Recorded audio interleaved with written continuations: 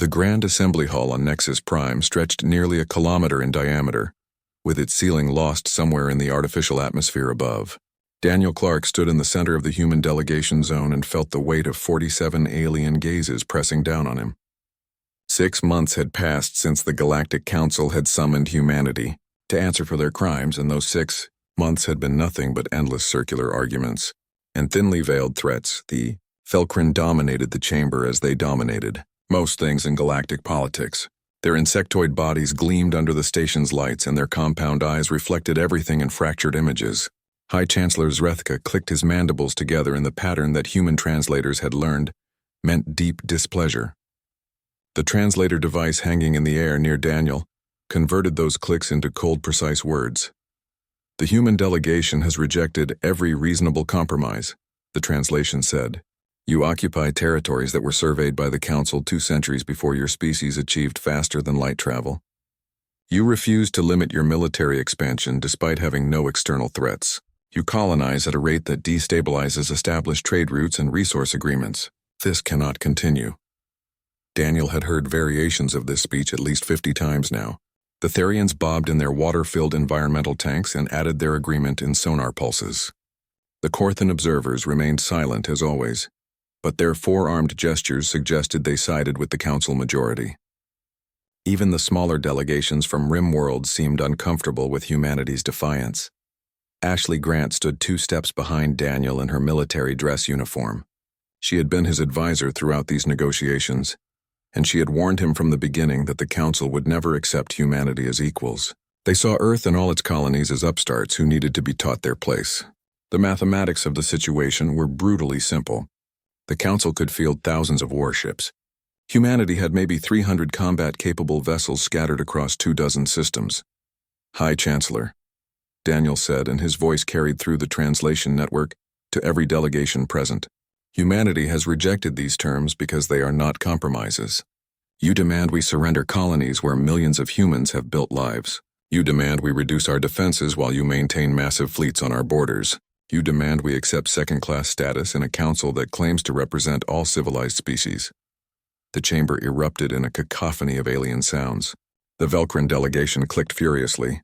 The Therians sent sonic pulses through their tanks that made the water bubble. A reptilian delegate from the Sarth clans hissed loud enough that Daniel heard it without translation. The noise built and built until Chancellor Zrethka raised his primary arms for silence. You speak of equality, the Chancellor said. But equality is earned through centuries of peaceful coexistence and respect for established order. Your species has been part of the galactic community for barely 200 years.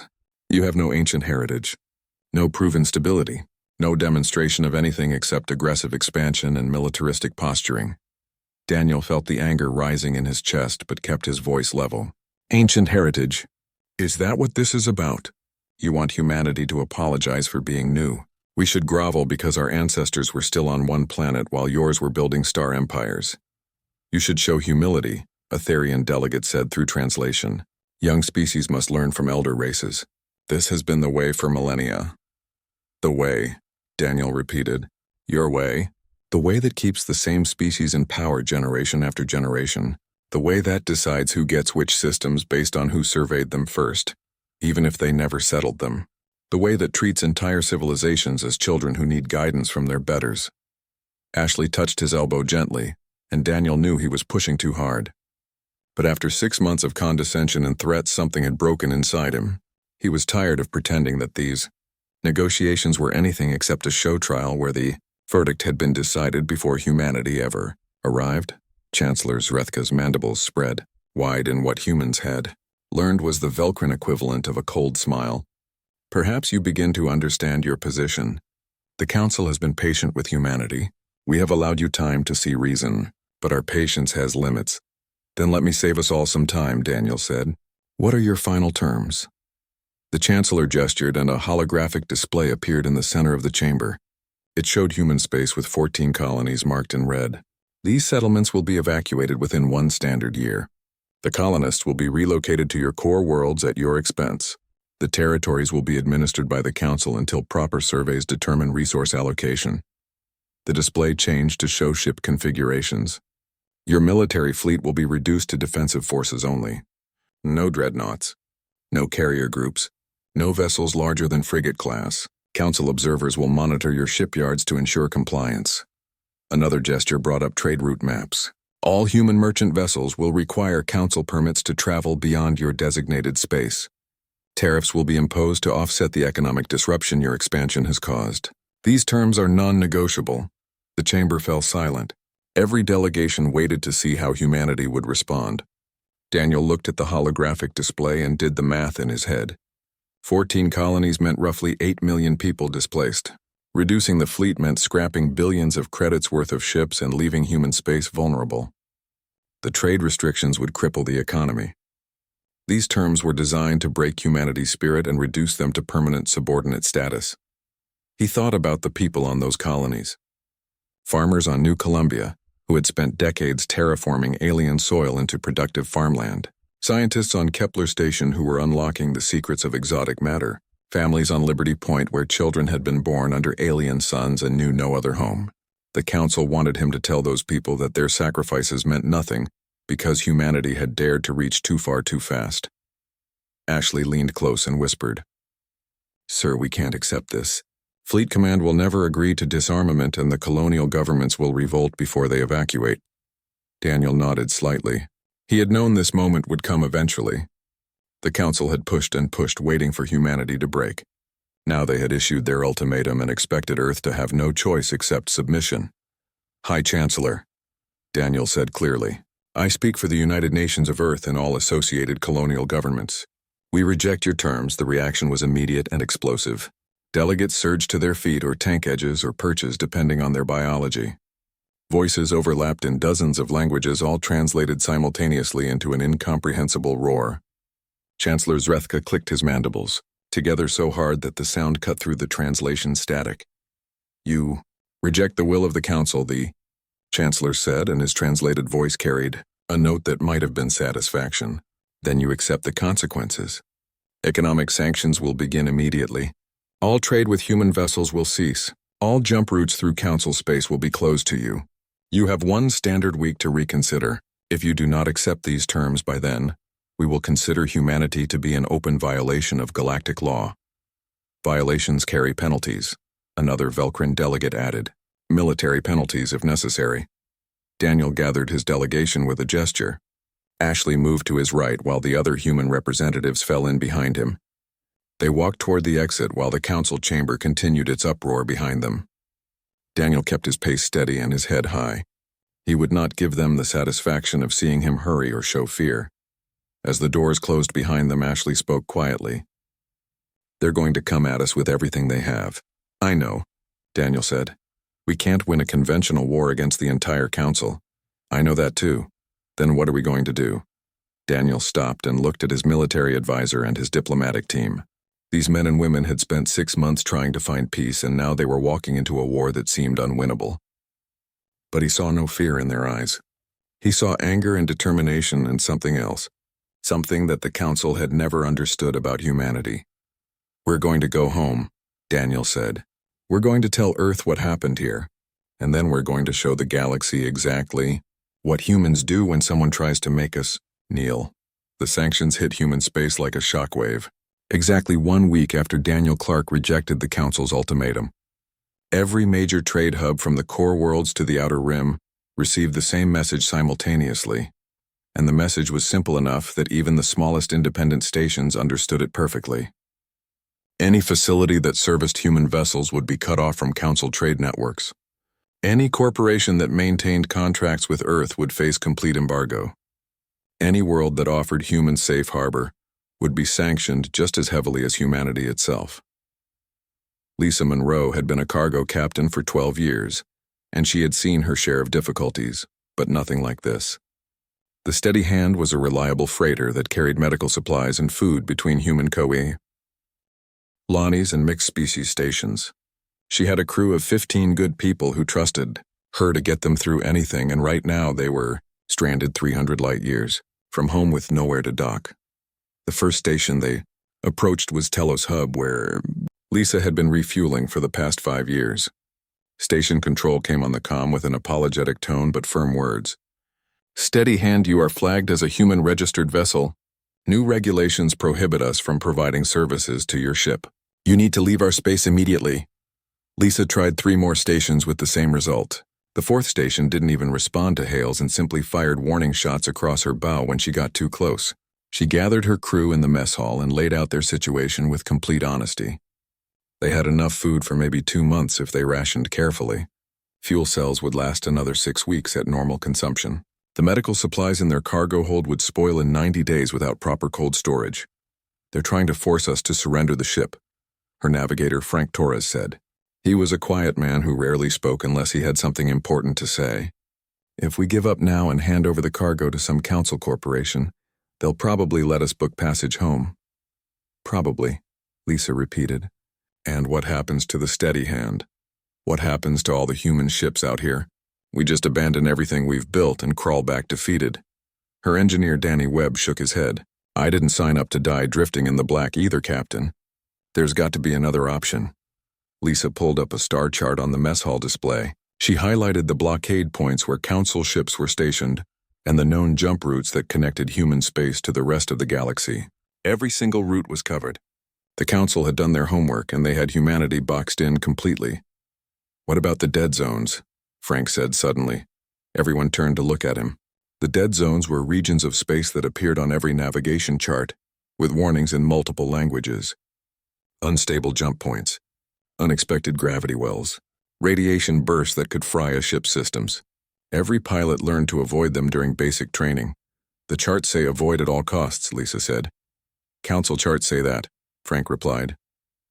Human charts say the same thing because we copied their data when we got FTL technology. But has anyone actually explored those regions, or did everyone just trust the warnings? Lisa leaned forward. You think the routes might be passable. I think the council never bothered to check because they had plenty of safe routes already. I think those zones might be dangerous, but dangerous isn't the same as impossible. Danny Webb pulled up technical specifications for the steady hand. Our shields are newer than most council ships. We've got redundant navigation systems. If any ship could make it through unstable space, it would be something built in the last 20 years. The crew debated for another hour. Some wanted to try for the dead zones. Others thought it was suicide. Lisa listened to every argument and then made her decision as captain. They would attempt to plot a course through what the charts called the Sigma Void. Frank would run every calculation 3 times. Danny would reinforce the shield generators. Everyone would be strapped in and ready for a rough jump. 2 days later, the steady hand positioned itself at the edge of mapped space. Lisa sat in the captain's chair and watched her navigator work through the final calculations. The math required to plot a jump was complex under normal circumstances, but trying to navigate through a region with unstable gravity fields was exponentially harder. I've got something, Frank said finally. It's going to be rough and we might come out anywhere in a 3 light-year radius, but I think we can make it through. You think? Lisa said. 90% certain, Frank replied. Maybe 85. Good enough, Lisa said and triggered the ship-wide comm. All hands secure for jump. This is going to be bad. The steady hand engaged its faster-than-light drive and reality bent around them. Normal jumps felt like a gentle push and then a moment of disorientation before arriving at the destination. This jump felt like being inside a washing machine while someone beat the machine with a hammer. The ship groaned and rattled. Alarms screamed warnings about shield stress and navigation errors. The lights flickered and went dark for 5 terrifying seconds before emergency power kicked in. Then they were through. Lisa checked the sensors and saw normal space around them. Stars in unfamiliar configurations, no stations or ships or any sign of civilization nearby. Frank was already working to figure out where they had emerged. 3 days, he said after running the stellar positions through the computer. We jumped 3 days of normal travel in one hop, and we came out exactly where I calculated. The route works. Lisa felt something release in her chest. The route worked. Humanity had just found a way around the blockade. She immediately sent an encrypted message to every human ship she had contact codes for. The message included Frank's calculations and their experience jumping through the Sigma Void. Within hours, other captains started attempting similar routes through different dead zones. Some ships made it through. Some didn't and were never heard from again. But enough succeeded that within 2 weeks there was an underground network of new jump routes. Human traders started calling them the hidden passages. and they shared the coordinates only with other humans. The Council blockade that was supposed to strangle Earth's economy had become little more than an inconvenience. Lisa found new markets among independent worlds that had always resented Council dominance. These were systems too small or too poor to matter to the major powers, but they needed medicine and food and basic supplies just like everyone else. The steady hand became a legend among the independent stations. Captain Monroe, who had dared to navigate the routes that everyone said were impossible. Back on Earth, President Helen Carter stood before a joint session of the United Nations and delivered a speech that would be remembered for generations. She spoke calmly and clearly, and her words were broadcast to every human colony and settlement across known space. "The Galactic Council has attempted to isolate us," she said. "They have cut our trade routes and threatened anyone who helps us. They believe that economic pressure will force us to surrender our freedom and accept their terms. They are wrong." The chamber was absolutely silent as she continued. "For the first time in our history, every nation on Earth stands united. Every colony from Mars to the Outer Rim has pledged their support. We face this challenge together not as separate peoples but as one species, one humanity. The sanctions will hurt us," Helen admitted. "We will have shortages. We will have hardships. But we will not break. We will find new routes and new markets. We will build what we need ourselves if we must, and we will show the galaxy that humanity cannot be starved into submission." The response was immediate and overwhelming. Factory workers volunteered for extra shifts to increase production. Scientists shared research across national boundaries. Colonial governors, who had been rivals for decades, started cooperating on resource sharing. The Council had meant to divide and weaken humanity, but instead they had created something they hadn't anticipated. They had given humanity a common enemy and a common purpose. Every sanction made people angrier and more determined. Every closed door pushed humans to find new ways forward. Every threat from the Council reminded people of what they were fighting for. On a dozen worlds, human colonists looked up at alien stars and made a choice.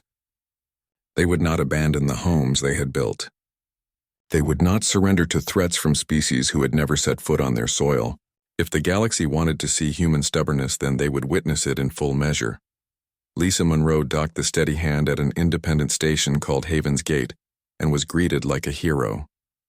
Other captains crowded around to hear about her journey through the dead zones. Frank Torres found himself teaching navigation courses to anyone who wanted to learn the new routes. And somewhere in Council space, the first reports were reaching the High Chancellor that the blockade was failing. The sanctions had begun, but they had not broken humanity. Instead, they had done something far more dangerous. They had shown humans exactly what they were capable of when pushed to the edge. And now there was no going back. The Velcrin Third Fleet emerged from faster-than-light travel at the edge of the new Columbia system, with 800 warships arranged in perfect attack formation. Admiral Jack Porter watched them arrive on his tactical display from the bridge of the Defiant and felt his stomach tighten. He commanded 42 ships against 800, and every simulation his tactical officers had run ended the same way. Complete annihilation of human forces within 4 hours. New Columbia orbited a yellow star similar to Earth's sun, and 3 million colonists lived on the planet below. They had spent 20 years turning barren rock into farmland. They had built cities and schools and everything that made a place feel like home. Now the Velcrin were here to destroy the orbital defenses and force those people to abandon everything. They had created the Velcrin fleet. Commander opened a channel that broadcast to every human ship and to the colony itself. The translation came through cold and mechanical. "This is Fleet Commander Zarthex of the Velcrin Third Fleet. UA. In violation of Galactic Council mandates, evacuate your orbital stations immediately and prepare to surrender control of this system. You have 1 standard hour to comply. Failure to do so will result in the destruction of all military assets and infrastructure." Jack looked at the faces of his bridge crew. His tactical officer was a woman named Kate Hughes who had been with him for 6 years. His weapons officer was a young man named Ryan Cole, who looked barely old enough to shave. His communications officer was an older veteran named Paul Sanders, who had served in 3 colonial conflicts. They were all looking at him, waiting for orders. "Send a response," Jack said to Paul. "Tell them we decline their generous offer." Paul's hands hesitated over his console. "Sir, they outnumber us nearly 20 to 1. "I can count, Paul," Jack said. Send the message. The response went out, and Jack could imagine the confusion on the Velcrin flagship. No human commander in their right mind would refuse to surrender under these circumstances. The tactical situation was hopeless. Fighting would only result in pointless deaths. Any rational species would evacuate and live to fight another day. But Jack had orders directly from Fleet Command, and those orders were very clear. New Columbia would not be surrendered without a fight. Not because Command thought they could win, but because humanity needed to send a message to the galaxy. They needed to show that every system would be defended no matter the odds. All ships, Jack said into the fleet channel. Execute Protocol Possum. Protocol Possum was a tactical plan that had been developed in secret over the past 3 months. It relied on one critical assumption about Velcrin military doctrine. The Velcrin had been the dominant military power in Council space for centuries, and they fought according to rules that had worked for them for generations. They expected their enemies to fight the same way. Every human ship suddenly went dark. Weapons powered down. Shields dropped to minimum. Engines cut to station keeping only. On the Velcrin flagship, sensors would be showing that the human fleet had suffered some kind of catastrophic systems failure. Either that or they were surrendering without even trying to fight. They're launching fighters, Kate reported. Looks like 200 small craft coming in to verify our status. Jack watched the tactical display and counted down in his head. The Velcrin fighters approached cautiously because even they seemed confused by what they were seeing. They got within 5 kilometers of the human formation before Jack gave his next order. All ships execute now. Every human vessel came alive simultaneously, but not with conventional weapons. They fired kinetic kill vehicles that had been loaded into their missile tubes before the battle began. These were simple weapons by galactic standards. Tungsten rods 3 meters long and 20 centimeters thick with small guidance systems and powerful engines. The Velcrin had energy shields designed to deflect plasma bolts and laser fire. Those shields did absolutely nothing against solid metal projectiles accelerated to 12% of light speed. The first volley caught the Velcrin fighter screen completely off guard. Fighters simply ceased to exist as the tungsten rods punched through them. The rods that missed the fighters continued on toward the main fleet and struck capital ships with devastating results. Energy shields flickered and died under impacts that they were never designed to handle. Armor plating buckled and tore. One unlucky cruiser took a rod straight through its reactor containment and disappeared in a flash of white light. The Velcrin fleet scattered in confusion and tried to bring their own weapons to bear, but the human ships were already moving. The Defiant and her sister ships accelerated on random evasive patterns while continuing to fire kinetic weapons. Every time a Velcrin ship tried to target them, they changed direction, or speed, or both. Release the drones, Jack ordered. From every human ship, small objects no larger than a basketball launched in clouds of thousands. They looked like debris on Velcrin sensors and were ignored in favor of the larger threats. That was a mistake. Each drone had a simple brain and a simple mission. Find an enemy ship, attach to the hull, burn through the outer plating with a shaped charge. Locate the reactor containment system. Overload it. The drones swarmed across the battlefield like angry insects. The Velcrin tried shooting them down, but there were too many and they were too small and too fast. Within minutes, Velcrin ships started reporting critical reactor warnings. Engineers scrambled to remove the drones before they could complete their missions, but the drones had been designed to be difficult to remove. They cut into the hull and burrowed deep before beginning their work. Kate called out damage reports. Velcrin formation breaking up, multiple ships venting atmosphere. Their flagship is trying to organize a retreat. Jack didn't let up. His ships pressed the attack and continued firing kinetic rounds into the confused Velcrin formation. A second cruiser lost containment and exploded. A battleship tried to jump to faster than light travel with its engines damaged and tore itself apart in the attempt. Fighters fled in all directions, looking for any safe place to regroup. 20 minutes into the battle, Fleet Commander Zarthek sent an emergency broadcast on all channels. Ceasefire. We are withdrawing. Ceasefire. Jack watched the Velcrin ships that could still move begin jumping out of the system. The ones too damaged to jump sent out distress signals and powered down their weapons. In the span of less than half an hour, the mighty Velcrin Third Fleet had been reduced to burning wreckage and desperate survivors. Secure from battle stations, Jack said quietly. Begin search and rescue for Velcrin survivors. Treat their wounded the same as our own. Ryan looked up from his weapons console with wide eyes. "Sir, we actually won. We won this battle," Jack corrected. "The war is just beginning." Down on New Columbia, the colonists who had watched the battle on their view screens erupted in celebration. They had expected to be evacuating their homes, and instead they had witnessed the impossible. The relief and joy spread across the human communication networks and reached Earth within hours. President Helen Carter received the report in her office and immediately called an emergency meeting of her military advisors. The victory was real, but she knew what it meant. The council would not accept this humiliation quietly. The Velcrin especially would demand revenge. More fleets would come and they would be ready for human tactics next time. But something else would spread faster than any military response. News of the battle would reach every world in council space within days. Every species that had been told the Velcrin were invincible would learn that a tiny human fleet had defeated 800 of their best ships. Every civilization that feared the council's military might would start asking questions. On the Velcrin homeworld, High Chancellor Zrethka received Fleet Commander Zarthex's report in stunned silence. He read it 3 times, trying to understand how such a catastrophic defeat was possible. The humans had used primitive kinetic weapons that should have been ineffective against modern warships. They had deployed simple drones that any proper point defense system should have destroyed. They had won through tactics that violated every conventional military doctrine. The Chancellor called an emergency session of the Council Military Committee. Representatives from a dozen species gathered to review the battle footage that had been recovered from Velcrin survivors. They watched in silence as human ships that appeared disabled suddenly unleashed devastating attacks. They watched the drones swarm across Velcrin hulls like a plague. They watched the Third Fleet break and run from an enemy that should have been crushed. A Theran military strategist spoke first. "They didn't fight like any species we've encountered before. They used deception and unconventional weapons. They turned their weakness in numbers into an advantage by forcing close combat where our shields were ineffective." A Korthan observer added his analysis. They also demonstrated something more troubling. They were willing to risk everything on a single desperate gambit. Most species would have retreated to preserve their forces. Humans chose to fight even when defeat seemed certain. Chancellor Zrethka clicked his mandibles together slowly.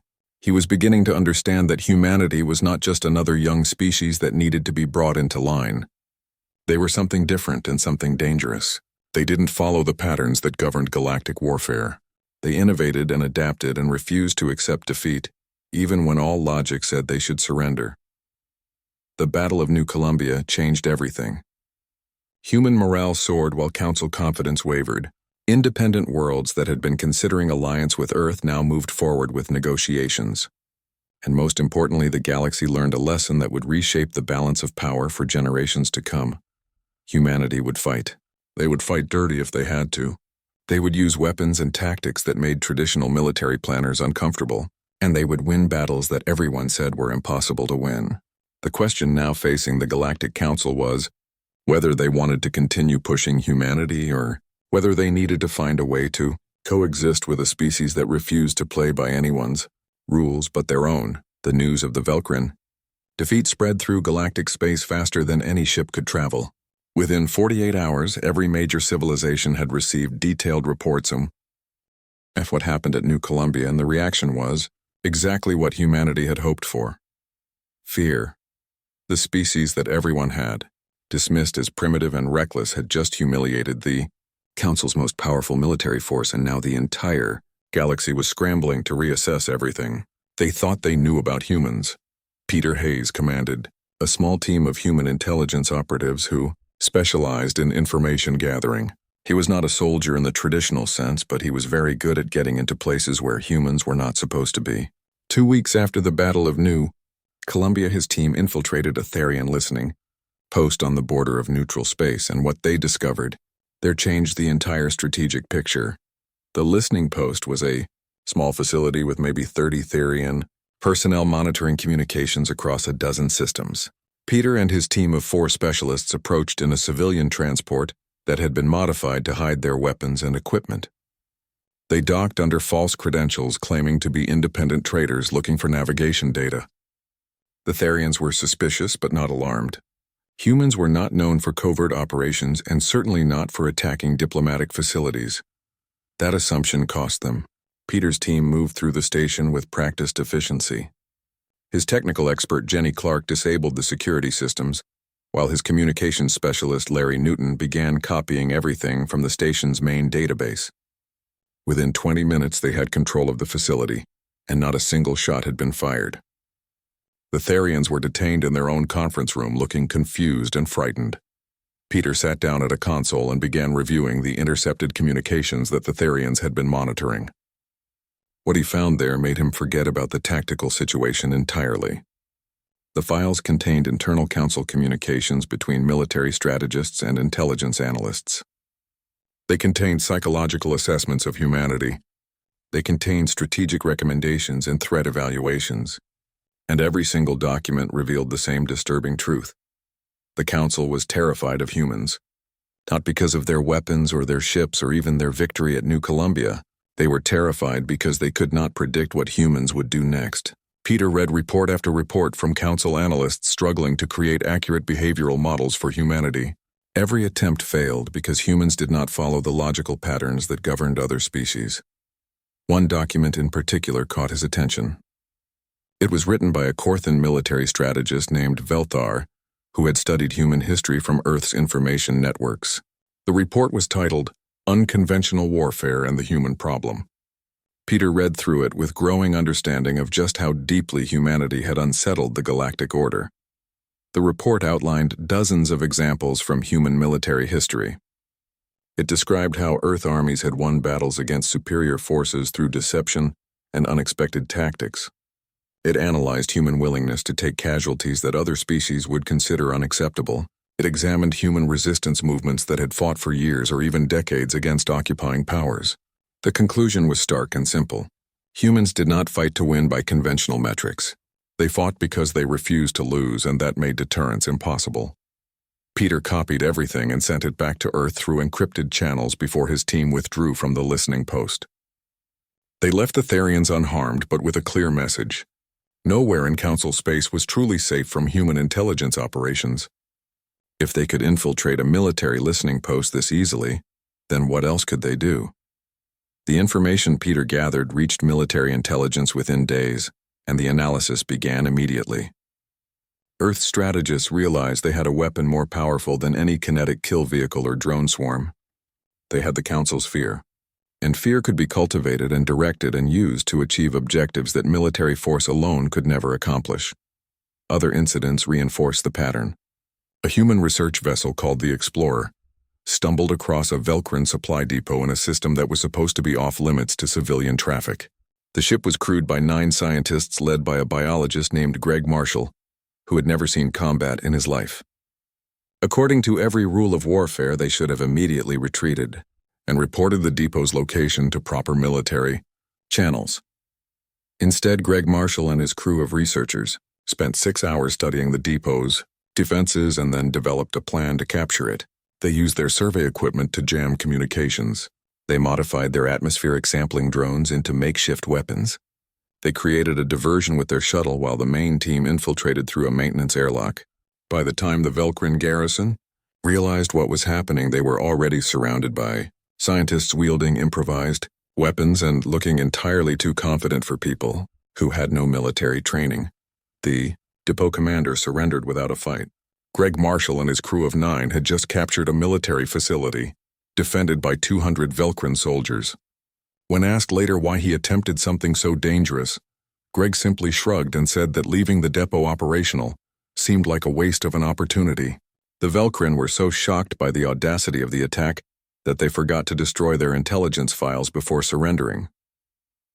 On the diplomatic front, things were moving just as dramatically. Ambassador Kate Sullivan traveled to independent worlds that the Council had been ignoring for centuries. These were small systems with limited resources and no real military power.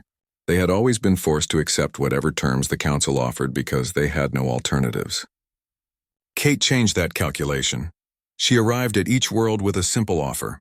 Mutual defense pacts with no strings attached, technology sharing agreements that actually benefited both sides, trade deals that treated smaller partners as equals rather than subordinates. Most importantly, she offered something the Council never had: respect. She listened to the concerns of local governments. She adapted human proposals to fit local needs. She treated every world like they mattered. The response was overwhelming. Within 2 months, 17 independent systems had formed quiet alliances with humanity. Some provided resources that Earth needed. Others offered locations for supply depots or communication relays. A few even began sharing intelligence about Council military movements. The Council's sphere of influence was fracturing and they seemed powerless to stop it. But the incident that truly captured galactic attention happened on a mining colony at the edge of human space. The planet was called Kepler Station, and it had a population of 3,000 colonists who extracted rare minerals from asteroid fields. A Therian battle group decided to raid the colony as retaliation for human attacks on Council facilities. They expected to find frightened civilians who would surrender immediately. Instead, they found Carl Dixon. He was a former Marine who had retired to the colony 5 years ago to work as a security coordinator. When long-range sensors detected the Therian battle group approaching, Carl activated emergency protocols that he had been drilling the colonists on for months. Every man, woman, and teenager over 16 knew exactly what to do.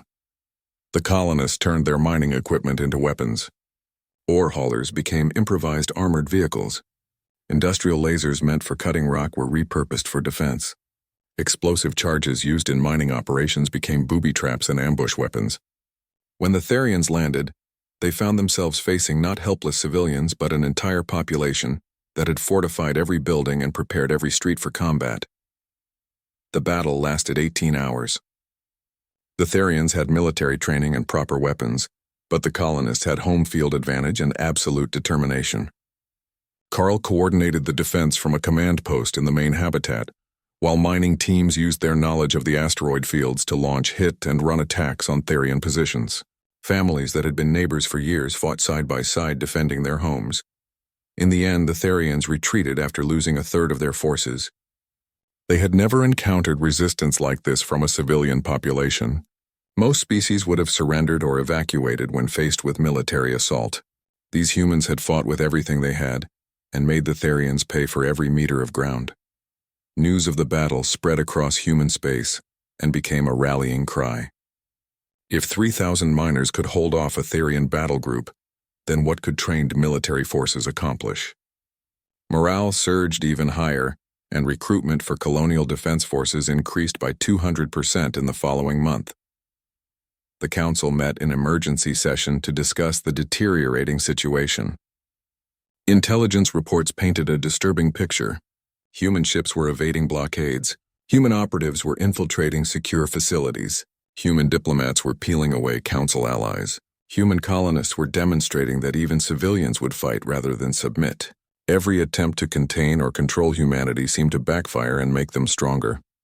Chancellor Zrethka listened to report after report and finally understood the magnitude of the mistake the Council had made. They had tried to treat humanity like every other young species that needed to be taught their place. They had applied pressure expecting humans to break or bend. Instead, they had created an enemy that grew more dangerous every time it was challenged. A Korthan strategist named Paxaren delivered the assessment that everyone was thinking, but nobody wanted to say out loud. Humanity could not be defeated through conventional means. Their psychology was too different, their tactics too unpredictable, their determination too absolute. Every battle won against them seemed to inspire them rather than discourage them. Every sanction made them more self-reliant. Every threat made them more unified. The question facing the Council was no longer whether they could force humanity to submit. The question was whether the galaxy could afford to have humans as permanent enemies. Because if the conflict continued escalating, there was a very real possibility that humanity would win, not through superior force, but through sheer stubborn refusal to accept any outcome except victory. And that possibility terrified the Council far more than any weapon or fleet ever could. 6 months had passed since Daniel Clark walked out of the Council chamber and rejected their ultimatum. 6 months since the sanctions began and the galaxy expected humanity to crumble within weeks. 6 months since the Battle of New Columbia proved that humans could win against impossible odds. Now the Galactic Council faced a reality that none of them had predicted, and few were willing to accept. Humanity had not been defeated or contained or even slowed down. They had expanded. New human colonies appeared in systems that the Council claimed but had never bothered to settle. Human trade networks bypassed council space entirely, using routes through regions that were supposed to be impossible to navigate. Human technology was advancing at a rate that made council scientists nervous because it suggested humans were not limited by the same cautious methodologies that other species followed. Most alarming of all, more than 30 independent worlds had quietly aligned themselves with Earth, and that number was growing every week. Chancellor Zrethka stood before the full council assembly and delivered a proposal that would have been unthinkable just months ago. He suggested that the council vote on launching a full military campaign against humanity. Not a punitive strike or a blockade, but an actual war of extermination. Every Velcrin fleet would be committed. Every council member would contribute forces. They would hit every human world simultaneously and crush the species before they became a threat that could never be contained. The chamber fell silent as delegates considered the proposal. Then one by one they began to speak, and the chancellor realized that his plan was already dead before the vote even happened. A Therian delegate spoke first and said that his government would not commit forces to such a campaign. The risk was too high and the cost too uncertain. A Korthan representative agreed and added that recent intelligence suggested attacking humanity might unite them even more strongly than they already were. Smaller delegations expressed similar concerns. They had all read the same reports. They had all seen what happened when humans were pushed into corners. Some species remembered their own conflicts with neighbors and recalled that the most dangerous enemies were always the ones who refused to quit, no matter how badly they were losing. Humanity had demonstrated exactly that quality, and now nobody wanted to be the one to push them into total war. The vote failed. Only the Velcrin delegation and 2 minor allies voted in favor. Everyone else abstained or voted against. Chancellor Zrethka returned to his seat knowing that the council's authority had just been fundamentally damaged. If they could not unite against a clear threat, then what was the purpose of the council at all? Daniel Clark received word of the failed vote while reviewing diplomatic proposals in his office on Earth. He allowed himself a small smile before calling his staff together. The time had come to make a move that would either secure humanity's future or provoke the very war they had been trying to avoid. He drafted a formal proposal to the Galactic Council and had it transmitted through official channels within the hour. The proposal was simple and radical. Humanity would join the Galactic Council as full members with the same rights and responsibilities as any other species. They would maintain their colonies and their military and their independence. In exchange, they would share technology and provide mutual defense and participate in council governance. The proposal included detailed examples of human innovations that could benefit the entire galaxy. Medical advances, engineering solutions, agricultural techniques, everything that humanity had developed through their history of solving problems through creativity rather than tradition. The proposal also included a warning that was polite but unmistakable. If the council chose to reject this offer and continue treating humanity as an enemy, then the conflict would escalate. More human colonies would appear in contested space. More independent worlds would abandon the council for human alliances. More council trade routes would be disrupted by human interference. The galaxy could choose cooperation or competition, but neutrality was no longer an option. Chancellor Zrethka read the proposal 3 times and felt something close to relief. He had been trying to find a way to end this conflict without losing face, and humanity had just handed him exactly that opportunity. He could tell the council that humanity was finally showing proper respect by requesting membership. He could frame it as a victory for council diplomacy. Most importantly, he could end the bleeding before the council lost any more authority or members. The debate lasted 3 full days. Some delegates argued that accepting humanity would set a dangerous precedent. Others pointed out that the precedent had already been set when humans defied the council and survived. The Velcrin delegation fought against the proposal with every argument they could muster, but they were isolated and everyone knew it. The rest of the council had already made their decision in private before the public vote ever happened. When the final tally was announced, humanity had been accepted into the Galactic Council with only the Velcrin voting against. Daniel Clark received the news and immediately sent messages to every human colony and settlement. After 6 months of conflict and uncertainty, they had achieved what everyone said was impossible. They had forced the galaxy to accept them as equals. The changes came quickly after that. Trade restrictions were lifted, and human ships returned to Council stations without harassment.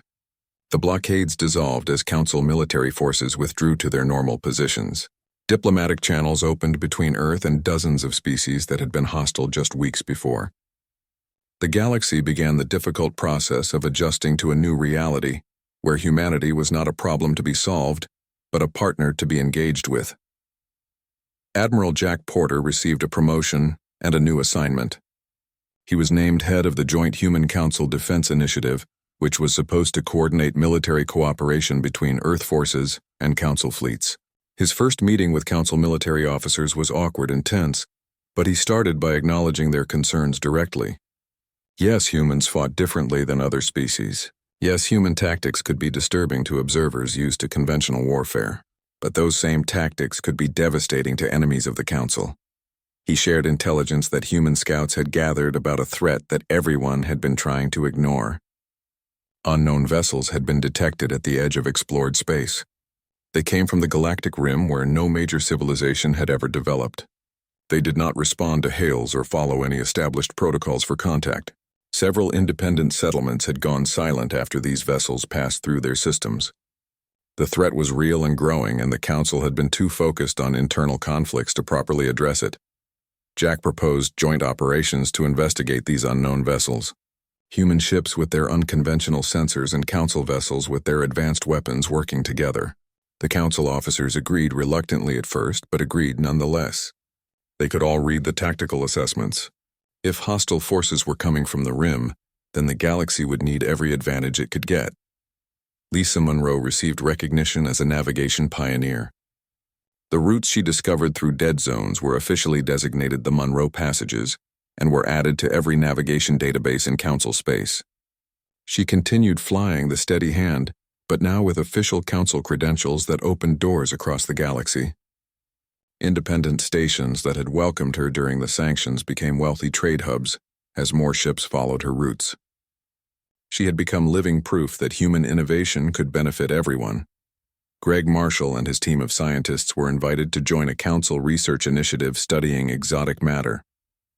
The Council scientists were initially skeptical of working with humans, but Greg's direct practical approach complemented their theoretical knowledge perfectly. Within months, the joint team had made breakthroughs that neither side could have achieved alone. The pattern repeated across dozens of research facilities as human and alien scientists learned to combine their different perspectives. On Earth, President Helen Carter delivered a speech marking the end of the crisis and the beginning of a new era. She spoke about the costs of the conflict and the lives that had been lost. She honored the crews who had navigated dangerous routes and the soldiers who had defended colonies against impossible odds. She praised the diplomats who had built alliances and the intelligence operatives who had gathered critical information. Every person who had contributed to humanity's survival deserved recognition, but she also spoke about the future with cautious optimism. Humanity had proven itself to the galaxy, but the real work was just beginning. They had to show that they could be reliable partners. They had to demonstrate that their unconventional methods could be used for building, rather than just fighting. They had to help address the threats facing all civilized species, including the mysterious vessels approaching from the rim. The galaxy had learned its lesson about humanity. The species that everyone had tried to contain and control had refused to break.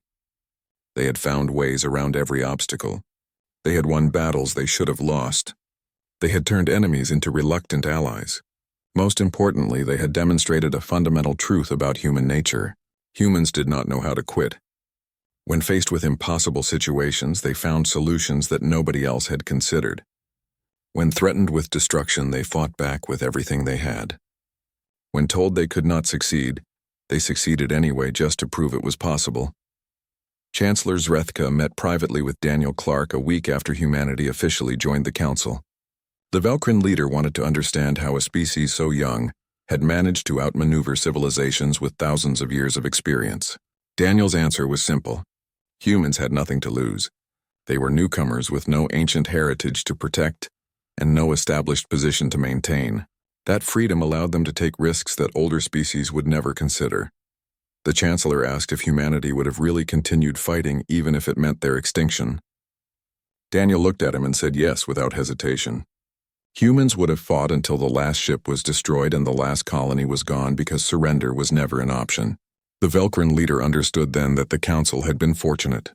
If they had pushed humanity much further, they might have created an enemy that could never be defeated or reasoned with. As news arrived of more unknown vessels massing at the Galactic Rim, the Council realized that accepting humanity might have saved them all. When the real threat finally emerged, they would face it with human determination and creativity on their side. The galaxy had feared what humans would do as enemies. Now they could hope that as allies, humanity would be just as effective at defending civilization as they had been at defying it. The age of human exceptionalism had begun not through conquest or submission, but through the simple human refusal to accept that anything was truly impossible.